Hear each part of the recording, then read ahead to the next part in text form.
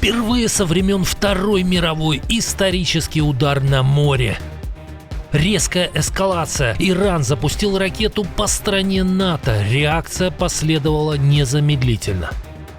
Главный пост режима все еще не занят. Американская пресса опровергает иранскую. Очередная пощечина Москве. В военную историю вписана новая страничка, а российское оружие вновь посрамлено. Трамп открыл новый фронт. Вместо союзника американский президент нажил врага. Неприятности друга Путина. Союзник Кремля сделал неверную ставку и близок к провалу. Об этих и других событиях к утру четверга 5 марта.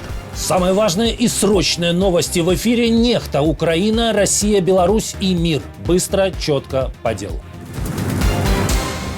Еще один удар по флоту Ирана, причем далеко от театра основных военных действий. У берегов Шри-Ланки затонул фрегат «Айрис Дэна». Корабль подал сигнал бедствия и вскоре ушел под воду примерно в 40 километрах к югу от острова. Несколько часов причина ЧП не была известна, в СМИ кружили только догадки, но точки над «и» наконец-то расставил Пит Хексет. Американская подводная лодка потопила иранский военный корабль, который считал себя в безопасности в международных водах. Вместо этого он был потоплен торпедой. Тихая смерть. По данным СМИ, на борту иранского корабля находилось около 180 человек, 78 моряков ранены, более 100 числятся пропавшими без вести. Спасательная операция продолжается. «Айрис Дэна» считался одним из самых современных кораблей Ирана. Фрегат ввели в строй только в 2021 году. Глава Пентагона подчеркнул, что американская субмарина впервые потопила вражеский корабль со времен Второй мировой. Америка побеждает решительно, сокрушительно и беспощадно. По данным американского командования, за несколько дней уже уничтожены десятки иранских военных объектов и не менее 17 кораблей, включая субмарину. Пит Хексет обещает, продолжение будет. Как сказал президент Трамп, грядут новые, более масштабные волны. Мы только начинаем, мы ускоряемся, а не замедляемся. Не успел глава Пентагона отчитаться об одном ударе, как в сети появились последствия еще одного. За пламенем и дымом скрылся иранский корвет «Шахид Саяд Ширази». Он был настигнут американским ударом вблизи порта Бандар-Аббас. Не имея способности ответить главным врагам, Иран хаотично бьет по соседям. Очередной удар должен был прийтись по стране-члену НАТО. Баллистическая ракета, запущенная из Ирана, была сбита, когда летела в направлении воздушного пространства Турции. Об этом сообщили в Министерстве обороны страны. Ракета пролетела над Ираком и Сирией. Ее перехватили силы противоракетной обороны НАТО, размещенные в Восточном Средиземном море. Обломки упали в турецкой провинции Хатай. Пострадавших нет. Анкара уже провела консультации с союзниками по Североатлантическому блоку. Турция заявила, что выступает за деэскалацию, но подчеркнула, в случае угрозы готова ответить на любые враждебные действия. Другой удар Ирана был более результативным. Новую атаку режим направил на энергетику соседей по региону. Под обстрелом оказался крупнейший нефтяной терминал Саудовской Аравии Рас-Танура. По комплексу вновь ударил беспилотник спустя всего 2 дня после предыдущей атаки, из-за которой часть объектов уже пришлось остановить. Саудовские власти заявляют, что новый удар не повредил инфраструктуру и не нарушил поставки нефти, но ситуация остается крайне напряженной. Через терминал Рас-Танура проходит значительная часть экспорта саудовского сырья. Проблема шире одного удара. После начала войны США и Израиля против Ирана Ормузский пролив практически закрыт, и сотни танкеров застряли у входа в него. Саудовская компания Арамко уже пытается перенаправлять нефть через Красное море, чтобы обойти опасный маршрут. Вот это да. Это после... О, опять взрыв. Стали известны сенсационные подробности недавнего удара украинских сил по Новороссийску. Источники в СБУ сообщили украинской прессе, что в результате атаки был поврежден не один, а гораздо больше кораблей агрессора. Повреждены морской тральщик Валентин Пикуль, противолодочные корабли Ейск и Касимов. Погибли 3 российских моряков, еще 14 получили ранения. Такие данные приводит издание New Voice. Телеграм-каналы крымских «Короткий ветер» и «Досье шпиона» утверждают, что поражены 5 кораблей захватчика. В атаке украинские силы задействовали 200 воздушных и морских дронов. Новый аятолла до сих пор не избран. The New York Times де-факто опровергла предыдущее сообщение оппозиционного издания Iran International. По данным американской газеты, сын убитого Али Хаминеи якобы еще не занял пост верховного лидера, но остается главным претендентом на этот пост. По данным New York Times, духовные лидеры уже провели 2 закрытых онлайн-заседания, на которых обсуждали кандидатуры. После этих консультаций именно Моджтаба является главным фаворитом. Однако окончательное решение пока не принято. Часть духовенства опасается спешки и возможной угрозы для будущего лидера. Нового руководителя страны выбирает ассамблея экспертов, совет из 88 шиитских священнослужителей. Этот орган имеет право назначать и смещать верховного лидера. В истории Исламской Республики такая процедура происходила лишь один раз, в 1989 году, когда после смерти аятоллы Хамейни именно ассамблея избрала его преемником Али Хаминеи.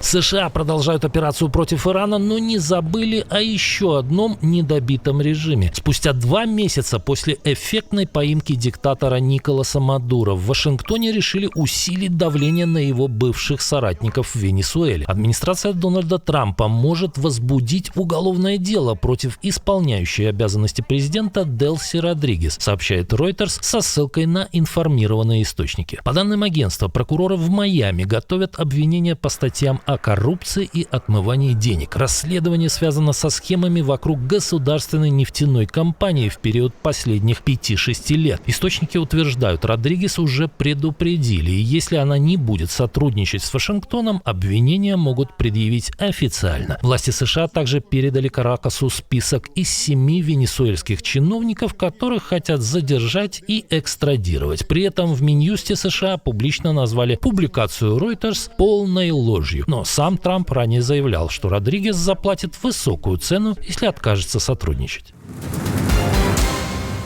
Тревожные новости с фронта в Украине. Захватчики попытались прорвать границу в Харьковской области. Российские штурмовые группы атаковали позиции ВСУ в районе населенных пунктов Зыбино и Круглое. По утверждению украинского командования, попытка закончилась провалом. Бои продолжаются и на других направлениях. На Купинском участке россияне пытались продвинуться к Петропавловке и Куриловке, а на Лиманском к Шиковке, Ставкам и Дробышево. Все атаки также были отражены.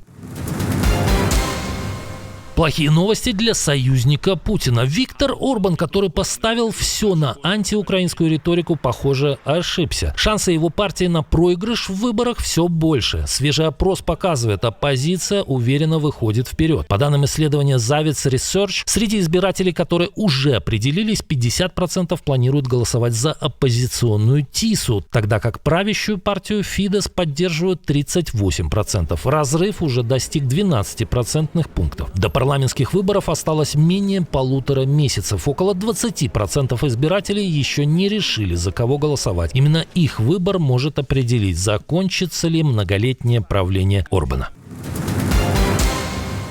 Тем временем бумеранг войны бьет по стране-агрессору. Теперь он долетел до самого богатого региона. Денег стало меньше даже в Москве. Так называемый мэр Сергей Собянин объявил о сокращении 15% чиновников столичной администрации. Работу могут потерять около 3000 человек. Причина – просевшие доходы. Бюджет Москвы в текущем году уже запланирован с дырой в 500 000 рублей. Но может пора войну заканчивать? На фоне американских ударов по Ирану параллельно разгорается еще один конфликт. Дипломатический. Нет войне. С таким заявлением выступил премьер Испании Педро Санчес. Он резко раскритиковал удары США и Израиля по Ирану и заявил, что международные конфликты нельзя решать бомбардировками и нарушением международного права. Y los demás debemos actuar con coherencia.